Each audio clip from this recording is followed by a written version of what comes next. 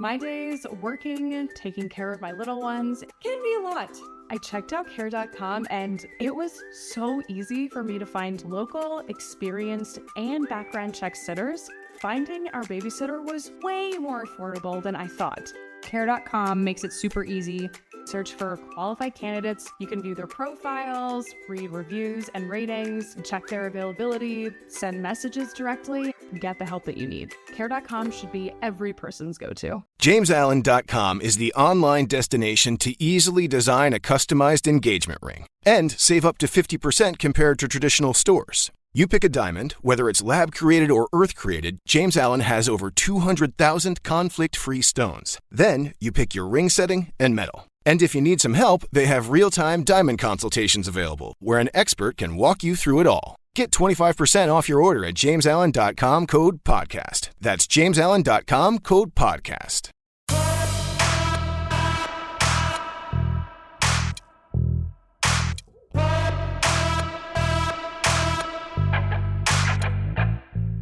Welcome to the PowerCat Podcast, GoPowercat.com's Kansas State Athletics Show. Now, here's your host, GoPowercat publisher, Tim Fitzgerald. Welcome to another edition of The Insiders. Tim Fitzgerald, Brien Hanley, the former Kansas State offensive lineman, Tim Everson from the Manhattan Mercury, and Glenn Kinsley, who covers Big 12 sports for every station except one in Topeka. That's right. Except the one I work for. We won't talk about it. We're not going to get into that. Gentlemen, Kansas State wins 44-31. It was an interesting game. And I got to start, since I got the offensive lineman in the room with me. Brien, they decided to go old school and shove the ball down their throats, running for, 281 on the night. Hey, they watched The Insiders last week. They Brien did. told them to do that. Exactly. We'll get into DJ Giddens, but, man, it was impressive what they did. I mean, this is the offensive line that we thought we were going to see at the very beginning of the season. And it's just what we said. Just run the ball downhill. Just run the ball at them, man. Don't try to get fancy, go side to side. Our advantage is running downhill in between the tackles. I mean, and there were running lanes a lot of times where guys weren't being touched. Like DJ wasn't being touched maybe 4, 5, 6 yards down the field. I mean, there were holes everywhere. And it just the offensive line, I can't say, look, I've been on them the last 3 weeks. I have been on them, but they deserved it. And they deserve all the praise after Saturday. Those guys just went to town on UCF. Just went to town. And Tim, I didn't think Will Howard was going to be able to play. Guy couldn't walk after the Missouri game. He was totally beaten and battered and bruised up and swollen, and yet he got out there and ended up, honestly, he didn't look like he was affected one bit when in warm-ups he was kind of gimping around. Yeah, I mean, I don't know what they gave him, but he looked good. He looked real good. I mean, he was aside from one pass that he tried to sneak in a spot that he probably shouldn't have, as Keegan Johnson got beat to a ball. Yep. Aside from that, he was more of a game manager type deal. He wasn't doing anything super flashy, although it was a career high in completions, which I thought was interesting. And he looked good. And then whenever he had to kind of be a little bit more mobile once they got into the second half, Chris Klieman said, hey, if we want to win this game, we need you to move around a little bit, because they were finally saying, let's stop the 230-pound monster that's running over us over and over again. Yeah, I mean, they Will kind of picked up the mantle, and he had a couple nice runs, and then ripped off an inexplicable 30-yard touchdown run to close out the game. But hey, he seemed fine. And Glenn, DJ Giddens goes for 207 on 30 carries. A man's effort for a kid from Junction City High School. It's been pretty amazing. You probably covered him a little bit in high school to see his progression. Yeah, absolutely. I was hoping I was going to be the one to talk about DJ Giddens, man. He was not good on Saturday. I mean, he was absolutely fantastic. He ran for over 200 yards. He finished with 293 total, because he had 8 catches for 86 yards. I mean, going into the game, we knew that he could run downhill. We knew that he could kind of get behind his pads. It seemed like with DJ Giddens, he's a guy who gets 2 or 3 more yards each play than you think he's going to or than you think he should. If it looks like he's going to get stopped at 5, he gets 8. If it looks like he's going to get 6, he gets 7. He gets more, but I don't know that we knew that he could be such a weapon out of the receiving game. I don't know if it was that UCF didn't prep for the guy or what. But I don't even want to say that, because I feel like then if I say that, it's almost taken away from him. He is just really, really good. And he runs, I think the way to put it, he runs angry. And it's just like, get out of the way or get run over. And he was really good. And I made the joke to some friends, but I think that he probably scored more touchdowns than he said words out loud during that game, because he doesn't talk. And I actually, although it's maybe for media, you wish that he would, have a great soundbite. I actually think it's awesome. Like, it's like mysterious, and it's like, I imagine like defenses are like, this guy just put up 300 total yards on us, and he didn't even say anything. Didn't say a thing. Let's hear from Chris Kleiman real quick, guys, about the job DJ Giddens did, and Will Howard coming back from that injury to play every snap, which I don't think any of us imagined he would play every snap. We thought we'd probably see someone else at some point, but we didn't. Here's Coach Kleiman. We challenged DJ. We said we were going to give you the football. You needed to step up. You have all the ability in the world. We've got to believe in you, and we're going to keep giving it to you and keep giving it to you. And then we didn't know if Will would play. And he was not 100% by any means, but in the second half, I told him, you have to run the football for us to secure this win. You absolutely have to, because they're starting to key in on things, and they weren't rushing him late. They just started batting balls down. Great job by them. So then Will had to become a runner, and challenged him a couple times on the sideline, and he responded. And we're 1-0 in league play. Brien, DJ Giddens was so good because he would get through the line, and the line was giving him holes to get through, and then he felt space. He just would have guys in front of him, and all of a sudden he'd go off on pop it outside, and he just did a great job sifting through that defense. Does he have breakaway speed? No, but was he really, really effective? Heck yes. It was impressive to watch him. Well, it was elusive, maybe the word, because and I think it's the maturation of him being a running back, because he couldn't do that last year. He would just kind of run through the line, and if somebody came, he would try to run through them, and if he did, he did, but, get tackled, whatever.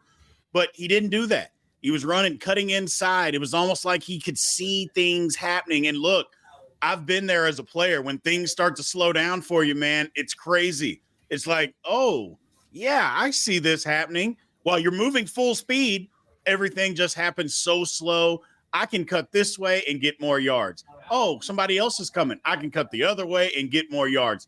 It is a great thing to see. It was incredible. And to your point, Glenn, as far as receiver, look, he ran a dig route about 9 yards down the field, jumped in the air, and had to reach back and catch a football. That's what – now, look, I'm not trying to say he's an NFL receiver, but that's what NFL receivers do. Yeah. That's the kind of catches that they have to make. And for a running back to be able to do that at the collegiate level just goes to show that either this guy was in the complete zone or he's got this in his repertoire. And I think he's got it in his repertoire. Yeah, we definitely learned a lot about him this week, because I think before maybe we thought this is a guy who can run up the middle and get you 4 yards of play, right? Which is good. Like, you want that guy, but we learned that he can do so much more than that. He's a lot more versatile than we probably realized. And obviously people watching this probably know, but Treshaun Ward was out. So that's why DJ got the ball so often, and he rose to the occasion. I mean, you want to talk about a guy just stepping up. Yeah. It's like Kleiman said, hey, we need you. And he said, done. As Brien said, Tim, we saw him run the ball last year, but we didn't see this kind of shiftiness. He said he studied a Deuce Vaughn move and used it in the game. His progression is amazing between freshman and sophomore year. Folks, he's a sophomore. They brought in Treshaun Ward to help him. He will. There'll be games where Treshaun is going to be really valuable, but this game belonged to DJ Giddens, and the quiet kid from Junction City did an awful lot. He was the target. He was targeted 10 times, ran it 30 times. They ran 82 plays, and he was the focus of 40 of those plays. Tim, that's big time. Yeah, and it's weird because it's not something really that K-State thought that they would have after having someone fill that role of, hey, we're, half of our touches and carries are going to go to, Deuce Vaughn. It is kind of interesting to see when they were confronted with a situation where they needed to do that again.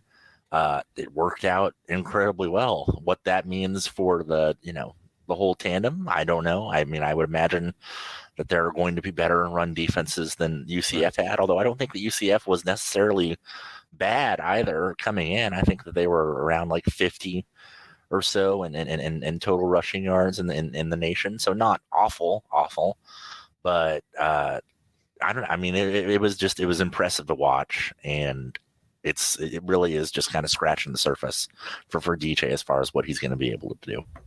Brian, we don't get yards after contact. They don't list that on our stats, but it had to be significant because he bounced off a lot of tacklers. UCF seemed to be lined up right, doing the right things, and then they couldn't tackle. They're just not a good tackling team, and K-State must have seen that on film and said, we're just going to cash this in. Yep, they just kept running the football, and that's what you do. I mean, I know that's an old cliche, is we're just going to wear them down.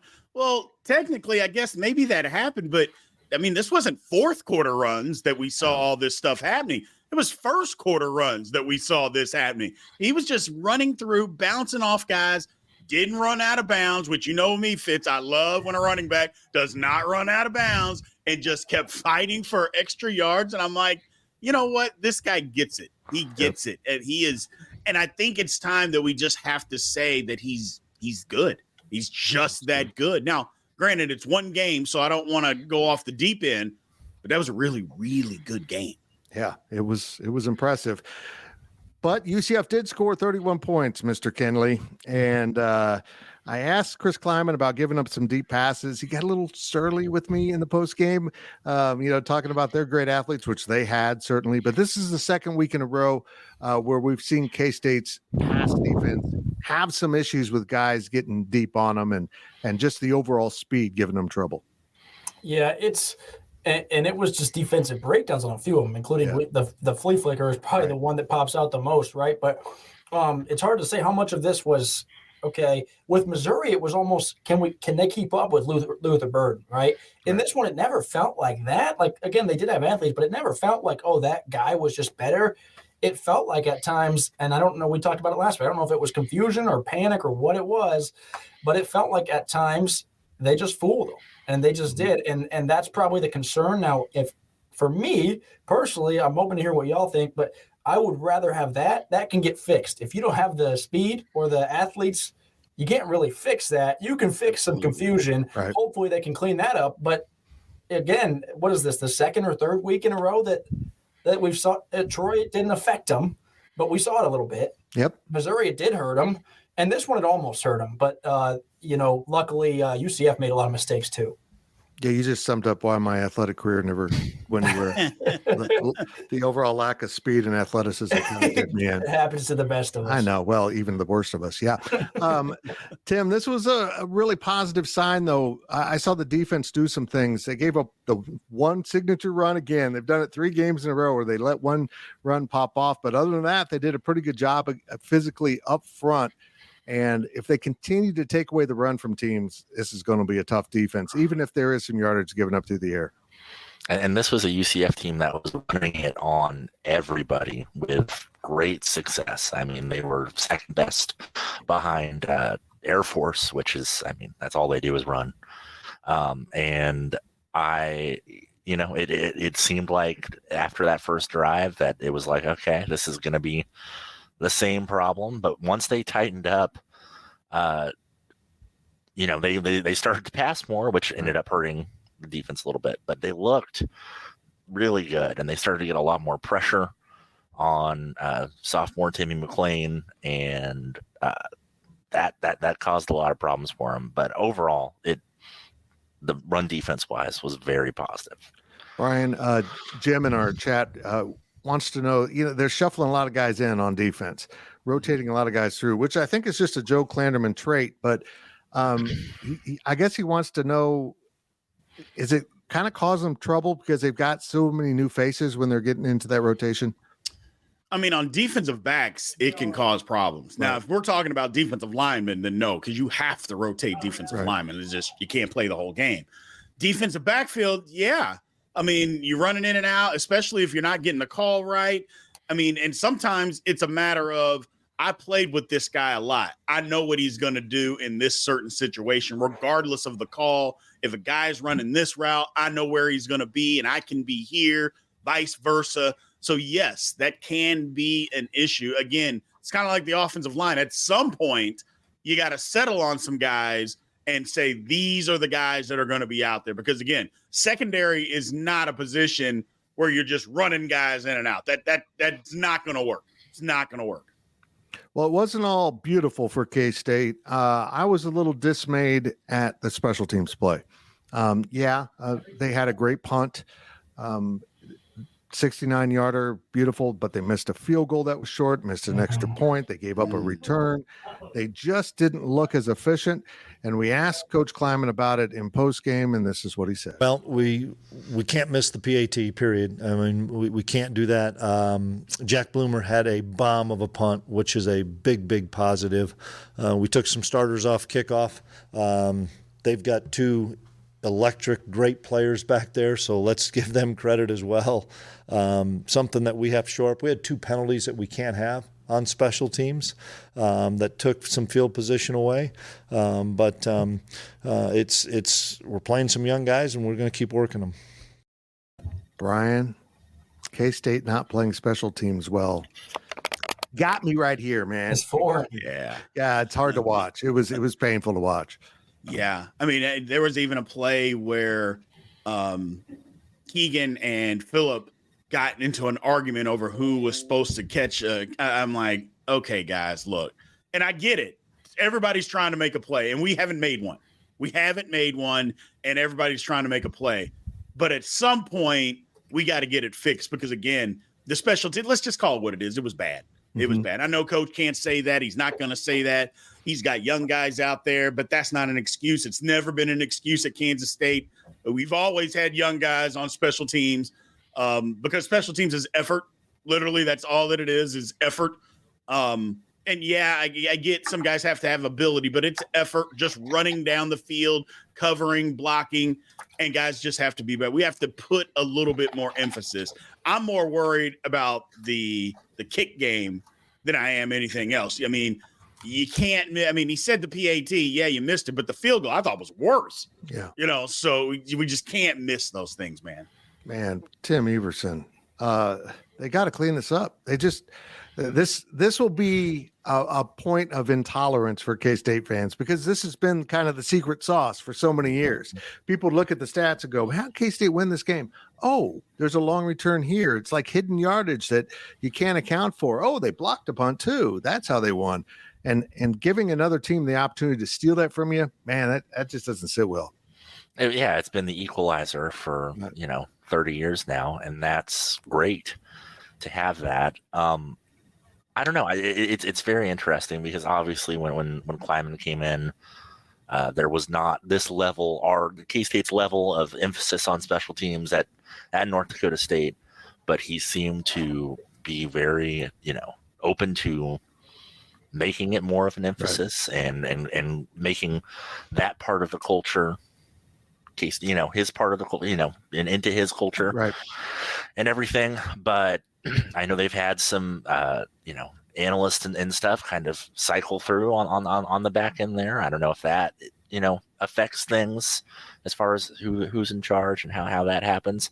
But it's not because when they lose games, which they will lose games, whether, whatever it happens, if that is one of the things that it's not being upheld, it is going to be a storm. I mean, people won't take it. People will not be cool about that.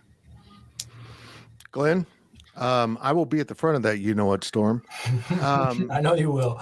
But look, they've got the dudes, but they just have to settle in. As Coach rightfully said, Austin Romaine has been on those special teams, and now he had to go play linebacker to replace Daniel Green, who's lost for the season. I get it. Jake Clifton has been on special teams last year, and he's been out with injury, played some. So I get that they were breaking in new guys, and then those guys had to move off of special teams to play. But when they about broke a kickoff run, I was like, this isn't right. This isn't good. No, it feels like special teams, typically you maybe don't think much about it. If you're watching, it might be, okay, the kickoff return, like it's usually kind of a net neutral. With Kansas State, in the past, it's always felt like it's going to be at worst a net neutral. And on Saturday, it felt like it was going to be at best a net neutral for Kansas State, which is just unusual for Kansas State fans to deal with. I do agree. I think they have the guys, right, to do it. I mean, Phillip Brooks, correct me if I'm wrong, was Big 12 special teams either player of the year or preseason player of the year or something like that.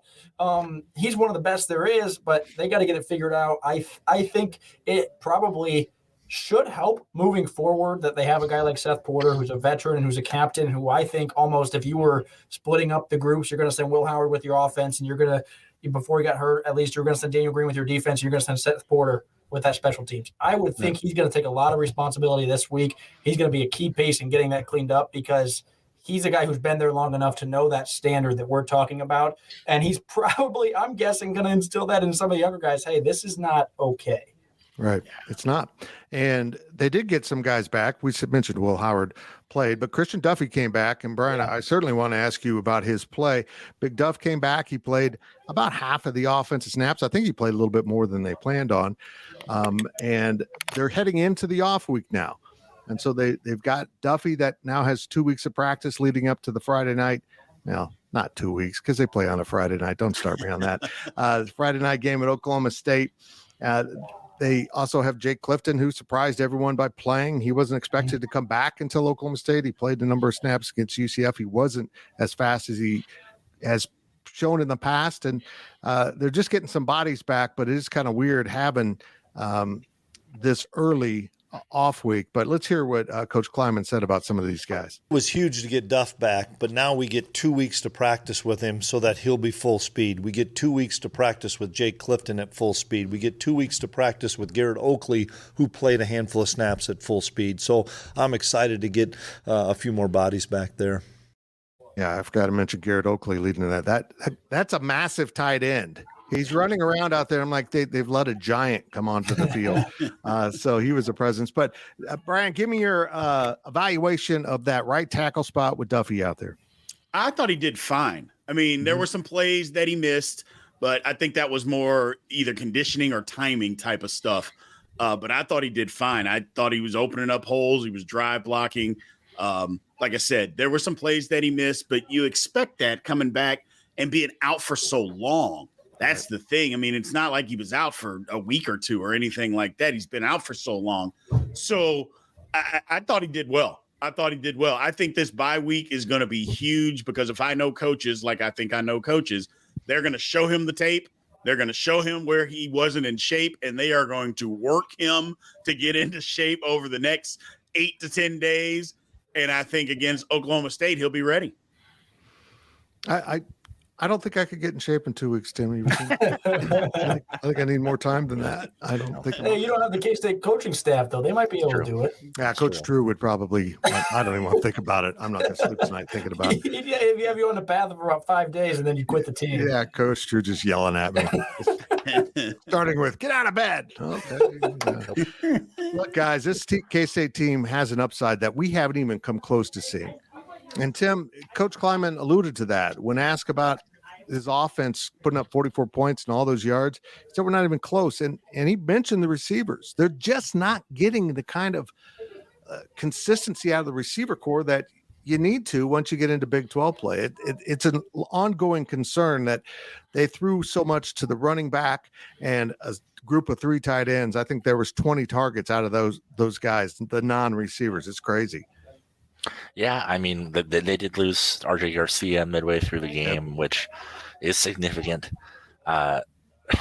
Keegan Johnson, we're still not 100% sure, like where he is health-wise, what the deal is there. I mean, hopefully he starts to kind of look like himself. He's had a couple of little flashes of being that explosive kind of deep threat, but not anything super notable.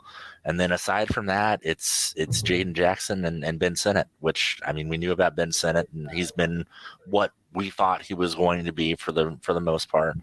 But wide receiver wise, I wonder over this next week and a half, 2 weeks, whatever, how many of those younger guys, how many of the Trey Spiveys and the JC Browns and stuff like that kind of matriculate up into kind of that level to, be a part of the offense. They need consistency there. If not huge numbers, consistency. And then they don't have that. And Glenn, Will Howard threw another interception, but that was Keegan Johnson not competing for his space. I mean, he just let the corner or safety step in front of him and take the ball away. We saw it at Missouri where it looked like Trayshawn Ward didn't complete his route and kind of cut it off and was on a different page. Most of the interceptions haven't been Will Howard's fault, but they go on his stats. It's frustrating to watch. Well, the week one as well, that he got hit as he threw, and you can make the case, well, he should have had the awareness, guys coming after him, but if the O-line holds up their block, that's probably one that he can take back as well. So, yeah, I don't know that the picks have been on him. It happens to me in Madden all the time. I'll throw, and then the defender on Madden will come back to the ball, and my guy just stands there and doesn't come back anyways. That's coaching. Maybe it is. It's user error. But no, I think that that's something that maybe will come with time. The pro and the con, I guess, to K-State's receivers is they plan to get a lot of guys involved, and we've talked about that before. Maybe the con of that is that, if you have 6 or 7 or 8 guys that you're getting involved, how many times is Will Howard throwing to each of those guys in a live game each week? And if the answer is only 4 or 5, even for your best guys, he might – I know he practices with them every week, and Kleiman's talked about the importance of practicing at full speed for that reason, that if they don't go 100% full speed, then Will doesn't know where they're going to be at in a game. But it is different in a game, even if you are going full speed in practice. So I'll be interested to see down the stretch if he does zero in on a few guys where he says, I know RJ Garcia and Ben Sinnott and whoever else like the back of my hand, and I know where they're going to be at, so I'm going to go to them. Or if we keep getting a type of deal where we might have it might be a different guy each week, and that keeps the defenses on their toes. But then if he's throwing to Jaden Jackson 8 times this week instead of RJ Garcia, or if it's different every week, he also doesn't know that guy maybe as well. Right. Whereas we see it with Kelsey and Mahomes. I mean, Kelsey just goes out there and runs, and it's like without him saying anything, Patrick knows exactly where he's going, even if it's not the route he's supposed to run. Yeah, it's exactly. He's got something like that going with Ben Sinnott, but defenses have caught up a little bit to that, and he needs those receivers to step up to keep those defenses honest. Yeah. Final topic before we take our break is K-State lost last year to Tulane.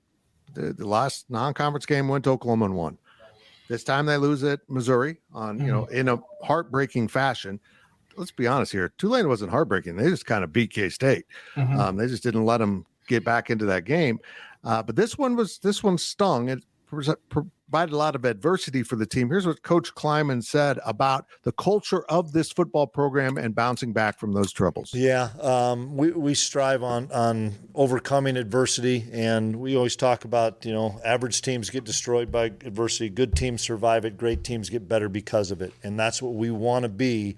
A great team. We've got to continue to get better because of the adversity. And I haven't even looked at the injury report. Maybe we had somebody down, but you know what? So what? Now what? The next guy has to be able to step up and play like that kid did there in Austin Romaine. Yeah, they bounced back. Austin Romaine, he kind of gave up the big run, but he got better as the game went on, as he saw more and more snaps. Glenn, this team does bounce back. It is resilient, and that's coaching, man. That is not coaching on emotion, coaching on preparation, and just demanding your leaders on your team lead. And K-State does that. And the early bye week is maybe a little unusual depending on how you look at it, but it might be a benefit for K-State to have that bye week. There's never a good time to lose Daniel Green for the season, right? Mm-hmm. But to have that bye week right after that, you get the win without him 1 week, and then you got those 2 weeks specifically for a guy like Austin Romaine. You take those reps with the ones to get settled in, to get some quality coaching. That's valuable, and I think, the K-State coaches have instilled, this idea of just like zero panic in these guys, it seems like. And it seems like they have we talked about it last week. They had to find this balance, and I asked the guys about it last Tuesday in the press conference, this balance of like letting that Mizzou loss motivate you without like dwelling on it. Like, how do you let it fuel you without pouting about it and then just letting it cost you again. And that was Clement's big message, right? Was we could not let Mizzou beat us twice. And I think that's what he got away to the guys is, hey, that loss sucked. Now move on, or else we're going to have another loss that sucks. And Brien, in some ways, this was an ideal game. You got tested, you got pushed, you were down in the third quarter, and you found a way to win. You found a way to take control of the game, and you didn't get beaten up and injured in this game. This was almost like a best case scenario in some ways. Yeah, absolutely. It was a way to get confidence back. You know, I'm not sure that the guy, like, they lacked confidence, but anytime you get beat, you start to question yourself somewhat in some way. So it was good that they went through the adversity and was able to find a way, because look, there's nothing that eats away at a team than not being able to deal with adversity. Right. You see it at every single level. Little adversity creeps in. You either have good leaders and they fight through it, or you have bad leaders and the team separates. I mean, it happens everywhere. You see it in the profession. You look at the Jets. I mean, little adversity and they're ready to fall apart. They're literally ready to fall apart. So it's good that K-State has the kind of leadership that they do. And I believe the coaches allow for the players to do it. Now, you know, I played under a coach. He did it, you know, I'm not saying there's a better way to do it or not, but Coach Snyder used to do that. Coach Kleiman allows his players to root and cipher through that stuff. I think it's a different mindset because it's a different type of player between then and now, just the mindset and mentality of guys. But the locker room at K-State is strong. So that's a good information, Glenn, that you said that, because that helps with adversity. It helps to be able to fight through that stuff, and that your team can do it without having to be told.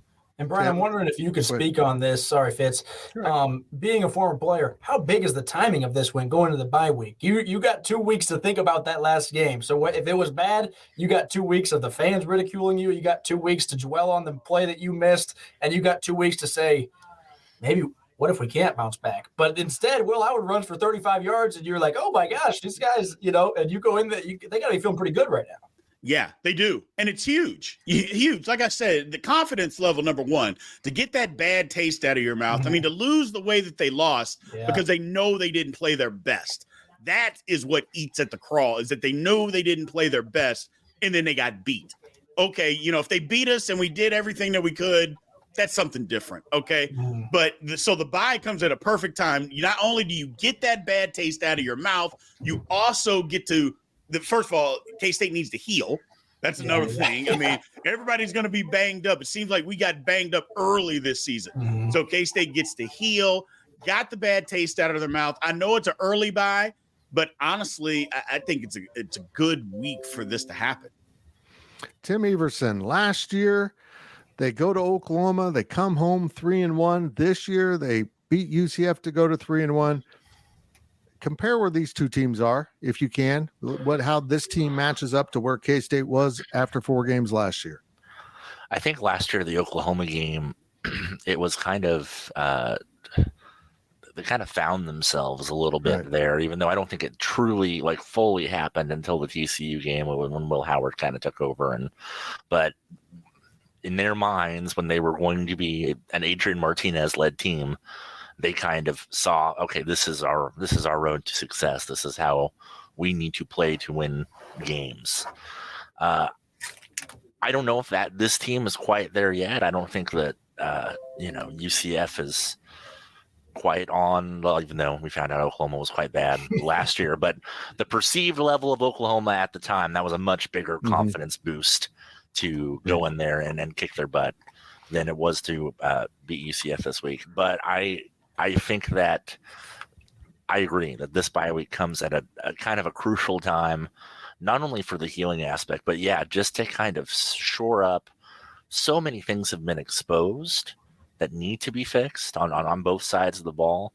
And they're just kind of been gift wrapped a 2-week period to really hone in on those things and then get those knocked out. And I feel like they believe that they're going to be a much better football team coming out of this little break here. And I'm excited to see the changes that are made. I'm excited to see if there's any personnel shifts, especially receiver wise, maybe defensively, and I think that this is going to be, if they are going to be the team that maybe we thought they were as far as competing for a Big 12 title, doing something else fun in the postseason, I think this 2-week stretch is going to be massive for them getting to that goal. And it gives me 2 weeks to talk about DJ Giddens. So Right. I will do that for these whole 2 weeks. I will do that. That's good. We're running a little heavy on the first segment, and when we come back from the break, we're going to talk about K-State's remaining schedule. 8 weeks in a row after this off week. It's going to be a grind for the Wildcats. It starts 2 Friday nights from now at Oklahoma State. We'll get into the Big 12, which kind of overlaps with the schedule. And my word for the Big 12 this year is stinky. And we'll also take a look around some college football topics. You're watching The Insiders from GoPowercat.com. If you're listening, we'll be right back with this after this little break. But if you're watching, this break lasts 4 seconds. You can make it. I promise you can make it. GoPowercat.com's PowerCat podcast continues after this short break. JamesAllen.com is the online destination to easily design a customized engagement ring and save up to 50% compared to traditional stores. You pick a diamond, whether it's lab-created or earth-created. James Allen has over 200,000 conflict-free stones. Then you pick your ring setting and metal. And if you need some help, they have real-time diamond consultations available, where an expert can walk you through it all. Get 25% off your order at JamesAllen.com code podcast. That's JamesAllen.com code podcast. Welcome back to the PowerCat podcast. We're back on The Insiders. Tim Fitzgerald, Brien Hanley, Glenn Kinsley, and Tim Everson, your regular crew. A primetime episode. We did this because I had a medical appointment today in Kansas City that on Friday got canceled. So that's good. I got to go get my blood work done tomorrow before a press conference, but I'll be fine. Apparently, they're not too worried about me. Guys, K-State goes next to Oklahoma State. Let me pull this up here. Then they go to Texas Tech, which lost at West Virginia, which honestly I didn't see coming. Then they come home to play TCU on October 21st, so almost a full month before they have another home game. Then they get Houston, and then they go to Texas. Okay, now we're talking. Then they come home and play Baylor, and then they go to Kansas. Tough opponent. Yeah. And then they wrap up with Iowa State. Guys, a lot of these teams are bad. I mean, there's just no polite way. Brien, this conference absolutely stinks this year. Oklahoma State is as bad as Kansas ever was, and maybe worse. They look like the locker room's already gone and lost. Yeah. Iowa State beat Oklahoma State, and that only proved that they're less bad than Oklahoma State. Houston's bad. Tech might be bad. Some of us picked Tech to be in the Big 12 championship. We're not going to point it. Houston's bad. Cincinnati's not on K-State's schedule. They're kind of bad. We don't know about TCU. Baylor seems bad. I look at this, and K-State should theoretically win every game, and Texas and Kansas are the two ones that are kind of up in the air. Am I crazy? No, you are not crazy at all. Well, you are crazy, but not for that reason. Yeah, there we go. There you go. That's a better statement. But yeah, the Big 12's awful. Let's just call it what it is. Look, I have no idea what's going on with Tech. I thought Tech would be much better. I thought West Virginia would stink. And by all intents and purposes, I don't think West Virginia is really that good, but here they are. And then they beat Tech, and I'm just like, gee, many Christmas, what is going on? And Oklahoma State, you could see the handwriting on the wall. Who in the world has heard of playing 3 quarterbacks in a competitive football game when one of them, those quarterbacks, is awful and he happens to be your son? I mean, what are you doing? I mean, it's almost like Gundy's just cashing in the season because, like I said, I've been watching football my whole life. I've never seen where a team plays 3 quarterbacks in a competitive game. Now, in a blowout, that's something different. They didn't do that. And I'm just like, oh, my goodness, they're awful. Look, K-State's got an opportunity here. They really do. Now, you got to go play the games, and anything can happen. It's college football, and the guys are kids, so anything can happen. So you still got to go play the games. But they have a real opportunity here to do something that, number one, a lot of people thought they were going to be able to do anyway. But number two, to kind of separate themselves from the stinky poo of the rest of the conference. So this is K-State's opportunity. That's a technical football term for those of you watching. We try not to get into that technical stuff. Stinky poo is one of them. Hey, Tim, at Oklahoma State, at Tech, TCU and Houston and Manhattan leading up to Texas. Is it an utter failure of this team if it's not 7-1 going to Texas? Unless we see something totally different from those teams between now and then. From what they've shown, I don't see how those all aren't wins. I really don't. I mean, I think that Texas Tech, I would say, could pull something out if they didn't, lose their quarterback for the rest of the season. Oklahoma State is, I don't know, man. That's a whole barrel of monkeys that gets more and more complicated as you go further and further down. And Gundy thought that he was going to have an easier time of things after T-Boone died, but no, it's hot down there. He needs T-Boone for the NIL. He's refusing to play that game, and he's losing his locker room over it. Okay, Glenn, I'm going to give you a question specifically for your knowledge base because you covered Kansas and BYU on Saturday. I keep telling K-Staters, this KU team's good. I mean, they're better than last year. They're more complete. I love Jalen Daniels at quarterback. I seriously think KU could be in the running for top 3, 4, 5 in this conference, and that includes giving K-State a real challenge in Lawrence when they meet. And that game is in Lawrence, by the way. And that's going to be – I think that's going to be a good football game. KU is better than last year. Their defense has gotten better. We're talking about a team that was worse than the Big 12 from defense. That defense just scored 14 points against BYU and had 3 turnovers, and 2 of them were turnovers that turned into touchdowns. Their defense has gotten better, and Jalen Daniels, the more that he was beat up kind of in fall camp, the more that he gets healthy, the more mobile he's going to be. We talked about it with Kansas State basketball with Marquise Noel. I think if you would have asked Marquise Noel, like, when Tang got hired, he would have been like, yeah, we're going to win the national championship. Like, why would you think we wouldn't? I think Jalen Daniels has that same level belief of he thinks he's the best quarterback in the world. And whether or not he is, if he believes it, that goes a long way. Yep. They have the belief, and that's probably a testament to what Lance Leipold has done with them and just the program buy-in and stuff like that. And Leipold talked about it today in his press conference. They had the big win against Texas in 2021. He's tired of talking about that, partially probably because Texas beat him really badly in Lawrence last year. So they already got their revenge. We're probably going to maybe see – I'm not even saying what the outcome of the game will be. We might see some flaws exposed for KU this week and maybe learn a little bit more about them. But that being said, if they go to Austin and lose, that doesn't mean that they aren't still going to give K-State a tough game because a lot of teams are going to go to Austin and lose this year. Kansas has a lot of playmakers, and Jalen Daniels is a lot of teams have tried to stop him, and not many teams have stopped him.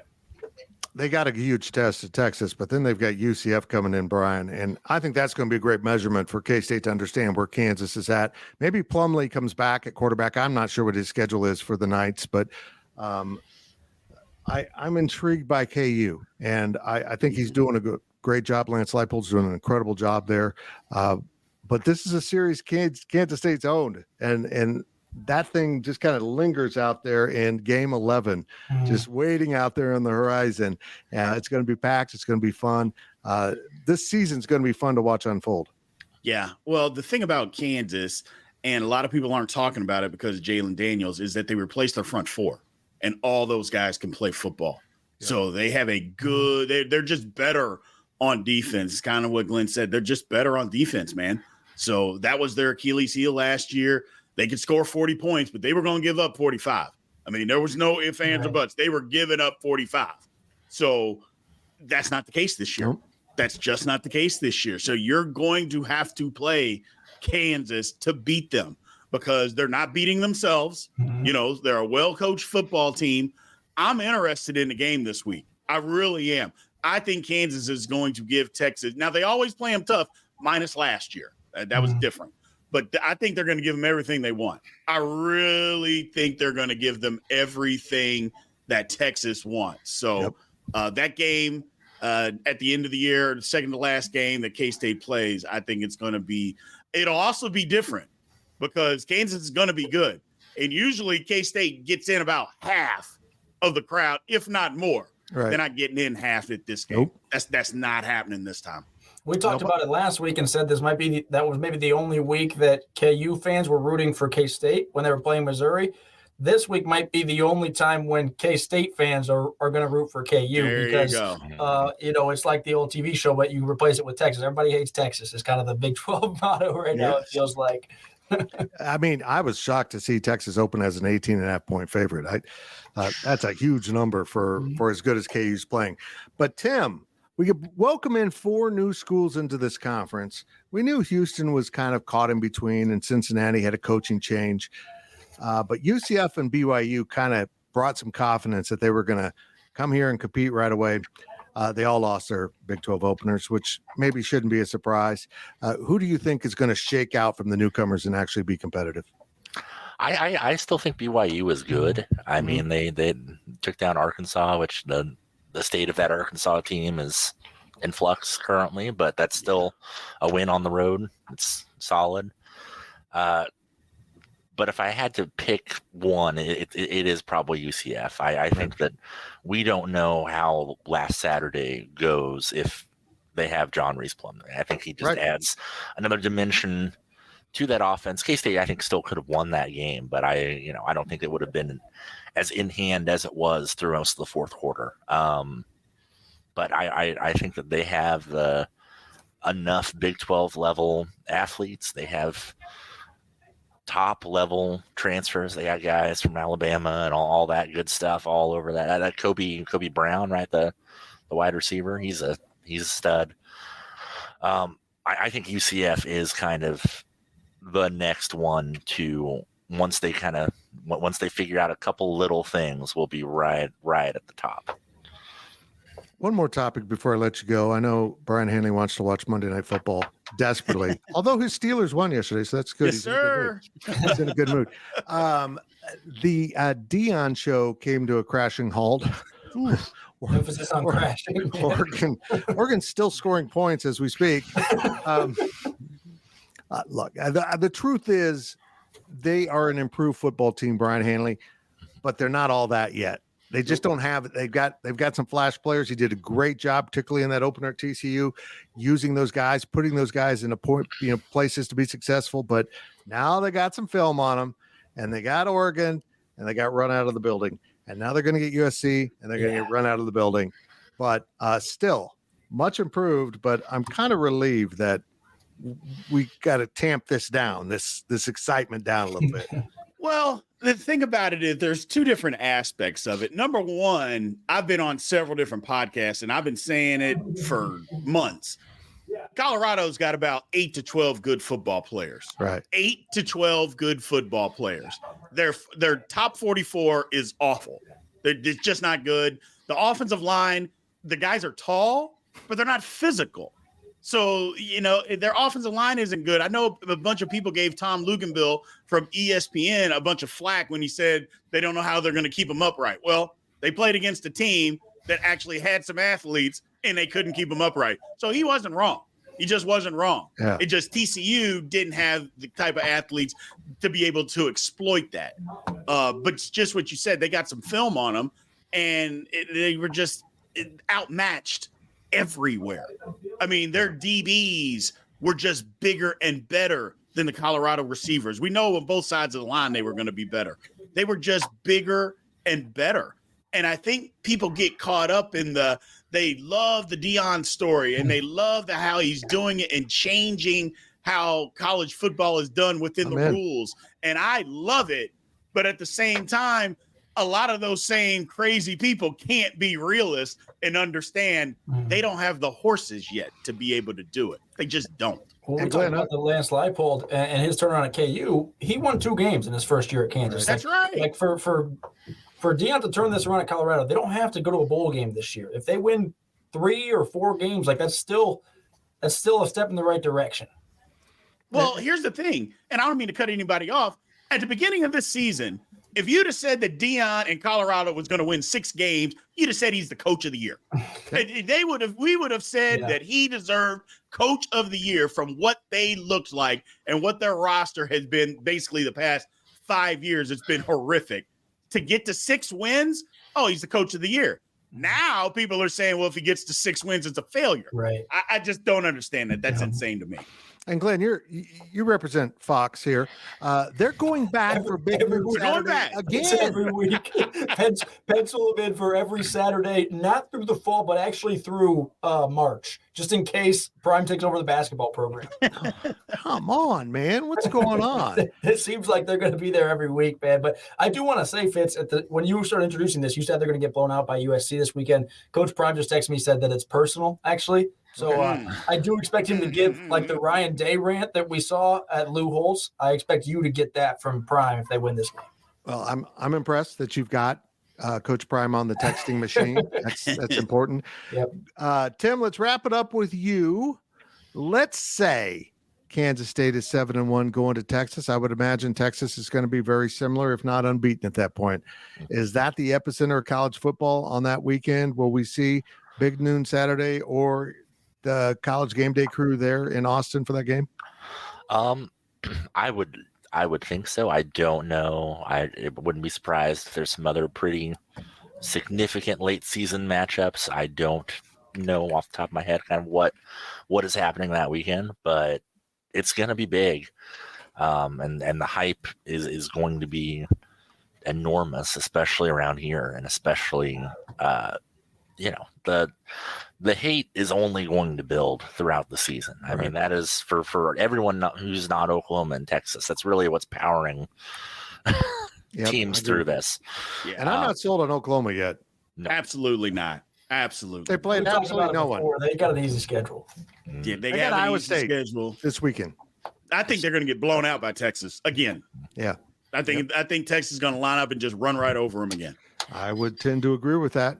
Well, that's it for this edition of The Insiders. We got to get Brien to Monday Night Football. Glenn's at work. I got Glenn needs to go make TV magic, and Tim and I are just fat writers that don't have to work. Yeah, you want to go grab some dinner somewhere? Yeah, we could. We do whatever we want. You got to rub it in. We're hot. We appreciate you listening. Remember, K-State is off this week, but we'll still have coverage at GoPowercat.com, including Chris Kleiman's press conference tomorrow from the Veneer Complex. We'll be there. So will Tim. Someone from Glen Station will be there. Brien won't be there because he lives in Frisco, Texas. We'll let him just stay there. Thanks for watching. We appreciate you listening. Thank you for listening to the PowerCat Podcast. Make sure you're subscribing to our show at Apple, Spotify, Amazon, or wherever you get your podcasts. With Blue Link Plus, you can access your Hyundai Tucson Limited remotely. Doors unlocked, temperature set, lost car found. There it is. Get complimentary class-leading Blue Link Plus. Call 562-314-4603 for complete details. Ready? Go.